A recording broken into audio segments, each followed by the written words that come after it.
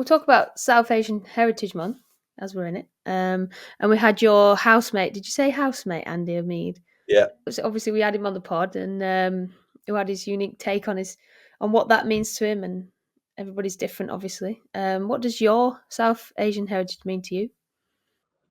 Yeah, look, I think I was brought up around a lot of South Asians growing up, and I'm from Woking, and that's quite a diverse um, community. And yeah, like even playing cricket, I was brought up around Pakistanis mainly, and Indians, and yeah, I think the culture makes it. I'm a part of the culture. My mum and dad are Pakistani as well, and yeah, I love my heritage because I think that makes me me. Um, and yeah, I think it should be celebrated, um, especially with what's going on in the world currently. Hmm. Yeah, definitely. And so your family background, obviously, you've just said, and how do you think that's impacted your values, like as a person growing up, and the character you have in life in general? Yeah, look, I think sometimes people say that, well, not nice things about um, me, obviously being Pakistani as well as being born in England, and you hear people commenting on things that aren't very nice.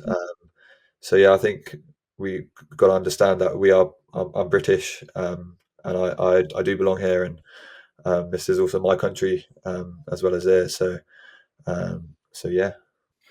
Yeah, absolutely. Yeah, I mean, and that can only make you stronger. I mean, I imagine, was it worse back then when you were growing up, or do you experience that now playing for England, or do you feel that it's quite a nice environment to be in? Uh, to be honest, I haven't really experienced much personally, but just with what's going on in the world, it's not nice. No, And yeah, I think it's just you just got to have courage with those people who are suffering because, as I said, it's not nice, and it's not a place, it's not a community that we want to live in. So no, no, that's fair. Are you looking forward to the Pakistan tour? Is there any? Do you have any family back then, or does everybody live in England, or are you just really happy to go and just be there? Will your family travel with you? yeah, my family will come up. I do have like aunties, uncles up north in the northern side of Kashmir, um, which is home for us. So yeah, really looking forward to Pakistan. I haven't been there in 8 years, Oh wow. Wow, that'd be so special. yeah, I am looking forward to going back there. Yeah, nice one. Sounds great. I've actually never been able to travel to Pakistan, unfortunately.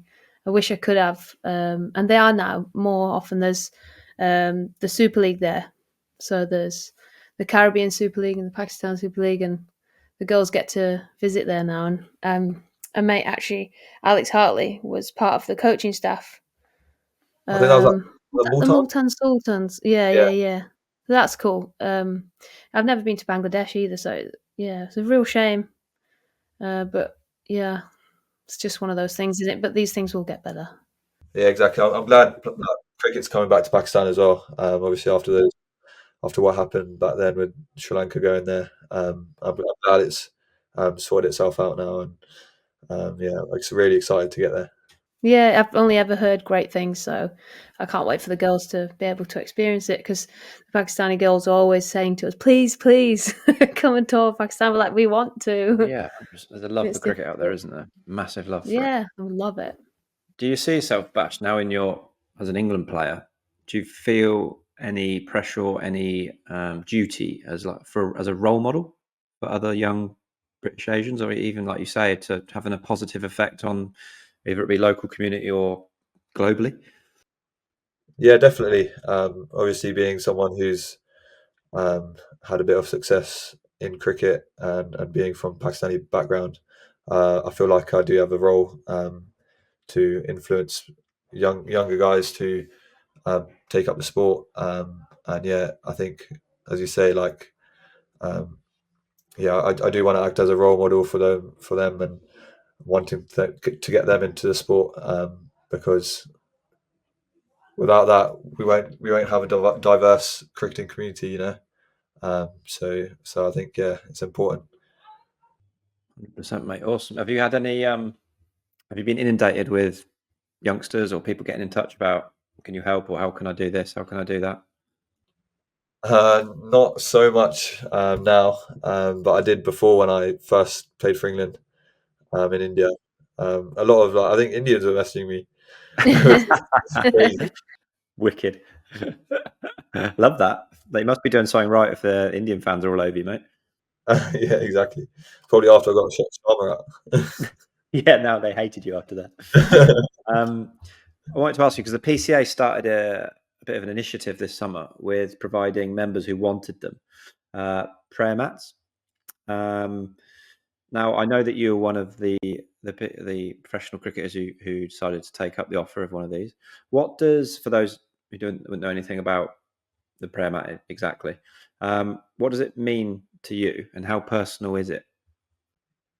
Yeah, look, as a practicing Muslim, we pray 5 times a day on a prayer mat. So I got the offer to have one, so I did take one, and I normally take it when we travel a lot in the UK. So I normally take it when we travel. So yeah, I think that's a great initiative from the PCA, because yeah, it's very helpful for me being a religious man.